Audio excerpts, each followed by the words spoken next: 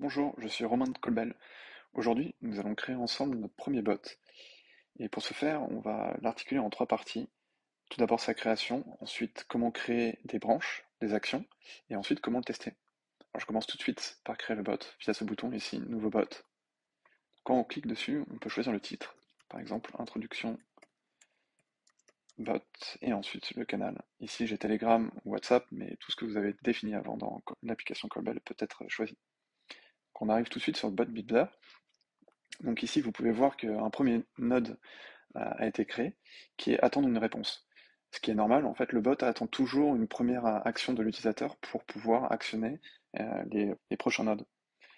Donc vous pouvez rajouter une action via ce bouton ici, et on va réagir au premier message de l'utilisateur via un message ici. Et j'ai déjà préparé un message qui est celui-ci, et qui va consister en fait à laisser l'utilisateur choisir trois possibilités, donc soit la vente, soit le support, ou soit le comptable. Et suivant les choix qu'il va faire, on va avoir le bot qui va réagir d'une façon différente. Donc on va tout d'abord attendre, ensuite envoyer un message, et ensuite attendre la réponse de l'utilisateur. Donc quand on attend la réponse de l'utilisateur, il va pouvoir choisir donc 1, 2 ou 3, et en fonction de ça, on va créer des branches. Donc via ce bouton ici, nouveau choix. Donc on va dire par exemple que ce choix sera la vente. Ici, on choisit un titre qui est simplement un moyen mémotechnique pour mieux visualiser votre bot. Alors, la première condition sera par exemple si la dernière réponse de l'utilisateur est égale à 1, mais on pourrait aussi choisir par exemple si elle est égale à vente. Si l'utilisateur entre 1 ou vente, on ira dans cette branche-là. Et on enverra un message qui correspondra du coup à cette rentrée. Alors j'ai déjà choisi un message. Ok, je vous mets en relation avec notre équipe de vente.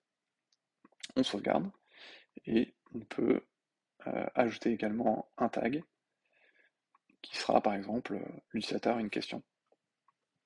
On peut maintenant créer une nouvelle branche via encore une fois ce bloc nouveau choix. Donc 2, et ici ça sera le support.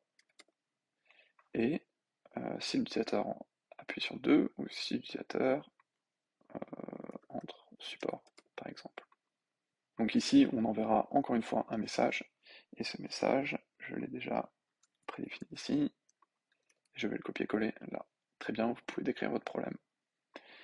On va encore une fois faire la même chose en créant une troisième branche.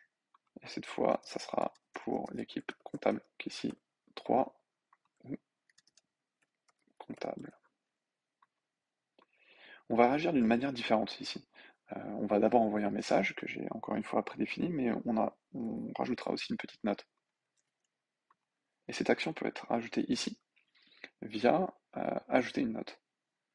Et on peut dire cet utilisateur a une question et taguer l'équipe comptable. Voilà, on a déjà une première structure, mais ce qui est aussi important, c'est de savoir si l'utilisateur rentre un choix qui n'est pas compris dans ces trois-là. Eh bien, on va utiliser la branche qui s'appelle fallback, qui est automatiquement créée dès que vous créez un choix. Et ici, on va envoyer un message qui sera un message un peu de fallback, qui est je n'ai pas bien compris votre réponse et pouvez-vous répéter. L'intérêt ici, c'est de répéter tout ce flow jusqu'à ce que l'utilisateur rentre la bonne réponse. Et on le fait via un node qui s'appelle aléa. Ce node va vous permettre de sauter ou d'aller à n'importe quel point dans votre graphe existant. Ici, on va choisir un point qui est en avant, ici, et on va sauvegarder. Voilà, on a notre bloc en entier, et maintenant on peut le tester via le simulateur, ici. J'envoie un premier message, et il devrait répondre le premier, et ensuite attendre. Vous pouvez voir que le bot surligne tous les nodes qui sont en cours d'exécution. Donc ici, je vais choisir par exemple le premier, vente. Et voilà. Donc vous voyez qu'il a utilisé, qu'il a envoyé le message, et ensuite qu'il a rajouté le tag, et enfin que le bot est fini. Maintenant, on peut essayer une nouvelle branche en réexécutant le simulateur et en le redémarrant depuis le début.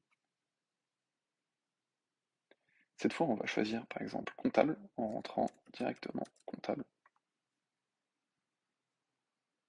Vous voyez que la branche est correctement sélectionnée. Maintenant, j'aimerais bien tester la partie fallback. Donc ici, je vais rentrer un choix qui n'existe pas, par exemple 4. Vous voyez que le bot est allé envoyer ce message-là et ensuite a sauté pour revenir au départ. Ici, les actions sont bien exécutées. Voilà, j'espère que cette vidéo a été intéressante pour vous. N'hésitez pas à nous laisser un message.